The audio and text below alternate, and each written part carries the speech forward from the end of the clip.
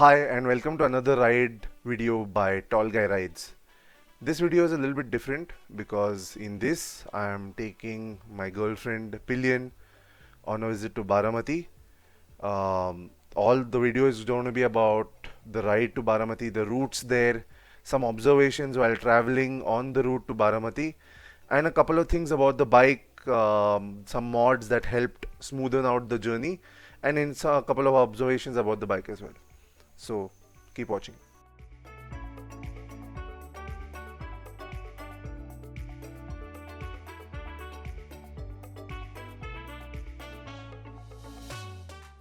So for those who are not aware, Baramati is an agricultural and industrial hub that is located about 120-130 kilometers away from Pune. And as such, there are multiple ways in which you can reach this destination. The route that I recommend and I use is the one that goes to Sholapur. So it's NH65 Sholapur Highway. And after reaching Big One, there's a small right turn, and 20 kilometers from the right turn, it takes you straight to Baramati.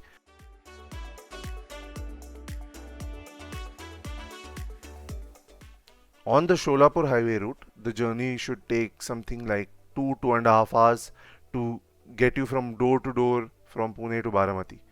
And the roads are extremely smooth, as you will see in the upcoming clips. On this ride, I also got to see a very wild bullet bro, a very rare kind of bullet bro, because usually they go at their own sweet pace. This bullet bro suddenly made an appearance and overtook me very quickly. I was at 60, 55, 60, and he just shot past me. And on the extreme right side of the extreme left side of the highway,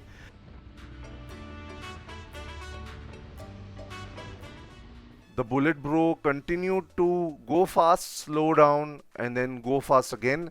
And during the stretch on which we were together on the highway, he had at least 3 or 4 close calls in just about 15 to 20 minutes of the ride. So you can see here that again he shot past me from the left hand side, overtook me from the left hand side, and then had to brake hard to avoid slamming into an incoming vehicle which was coming on the wrong side.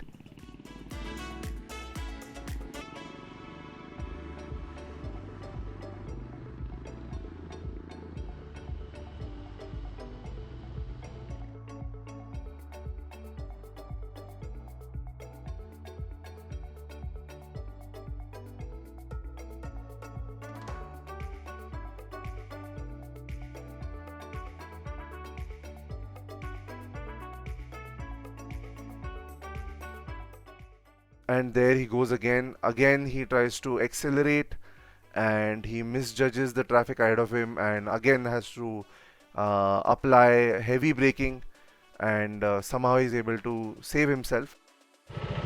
So I own the KTM 390 Adventure, and as you can see, the headlights are not providing adequate lighting on the highway, and I have a aux light also on the bike, but those were very economical sort of aux lights that I bought.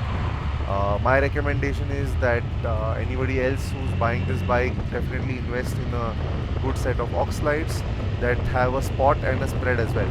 Why spot and spread? Basically, when you're on a dark winding road, the headlight is attached to the main body of the vehicle and not to the handlebars. So when you're turning to the left or the right, it doesn't provide any illumination to the sides of the road, and that's a very scary situation, and something that I went through very recently. I had mentioned the Patas route earlier, so you have to go using that route. All you have to do is reach this toll naka and take a ride that comes about 500 meters after the toll naka. So just about here.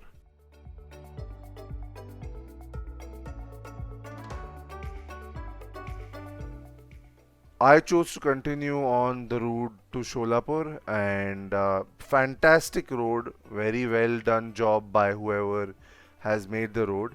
and without much effort or without any risk whatsoever, one can easily maintain 90-100 speed on this highway. Only thing is that you have to watch out for people crossing the road early on in the morning, when it's not well illuminated and you're not able to see them as they cross from one side to the other. Here's a small example of what can happen if you're not careful.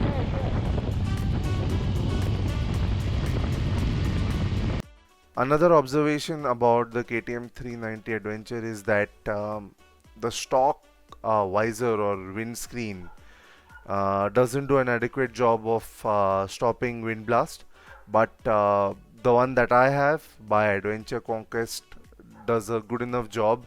I was able to keep a constant speed of 100, 90, 100 very comfortably. So I definitely can recommend that one should get a third party windscreen or a visor for the KTM 390 Adventure. And here's the turn that will take you to Baramati if you take a right.